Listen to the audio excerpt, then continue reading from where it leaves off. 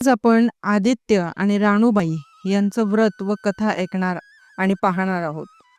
कथा खूप मोठी असल्याने आपण ती भागांमध्ये किंवा पार्ट्समध्ये पाहणार आहोत. आज भाग पहिला.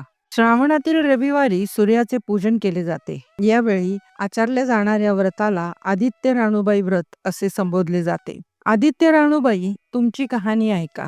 आटपाट नगरात एक ब्राह्मण राहत होता. तो रोज समिधा, फुलं, दुर्वा आणावयास रानात जात असे. तिथं नागकन्या, देवकन्या अशा वसा वसत होत्या. ब्राह्मणाने त्यांना विचारले, कसला वसा वसताय?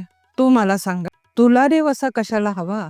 उठशील, मातशील, घेतला वसा टाकून देशील. ब्राह्मण म्हटला, उठणार नाही, मातणार नाही, घेतला वसा टाकणार नाही. तेव्हा त्या म्हणाल्या, श्रावण मासी पहिल्या आदित्यवारी न बोलता उठावं, सचैल वस्त्रासहित स्नान करून अगरोदक पाणी आणावं, विड्याच्या पानावर रक्तचंदनाची आदित्य राणूबाई काढावी, 6 रेगांचं मंडळ करावं, 6 सुतांचा तातू करावा, त्या 6 गाठी द्याव्यात, पान फुलं व्हावं, पूजा करावी, पानाचा विडा, फुलांचा झेला, दशांगांचं धूप, गुळ खोबऱ्याचं नैवेद्य दाखवावं, 6 मास चाळावी, 6 मास पाळावी, माघी रक्त सप्तमीस संपूर्ण करावं. संपूर्णच गुळाच्या पोळ्या, बोरण्याची खीर, लोणकडं, तूप असावं, मेहून जेवू सांगावं, असेल तर चिरगोळी द्यावी, नसेल तर जोडगळ सरी द्यावी, तेही नसेल तर 2 पैसे दक्षिणा द्यावी, आपल्या व्रताचं उद्यापन करावं.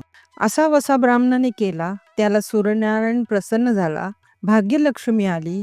तेव्हा राजाच्या राणीने ब्राह्मणास बोलवणे पाठवले. ब्राह्मण खूप घाबरला, थरथर कापू लागला. तेव्हा राणी म्हणाली, घाबरू नका, कापू नका. तुमच्या मुली आमच्या इथे द्या. आमच्या गरीबाच्या मुली तुमच्या घरी कशा द्याव्यात? दासी कराल, बटीक कराल?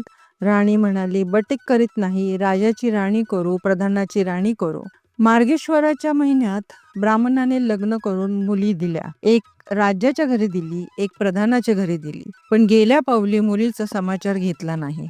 12 वर्षांनी समाचारास ब्राह्मण निघाला. राजाच्या घरी लेकीनं बसाव्यास पाट दिला, पाय धुवायला पाणी दिलं. म्हणाली, बाबा गुळ खा, पाणी प्या. ब्राह्मण म्हणाला, गुळ खात नाही, पाणी पित नाही. आधी माझी कहाणी करावायची आहे, ती तू ऐक. तुमची कहाणी ऐकायला मला वेळ नाही. राजा पारधीला जाणार आहे, त्याला जेवायला उशीर होईल. त्याच्या मनात राग आला.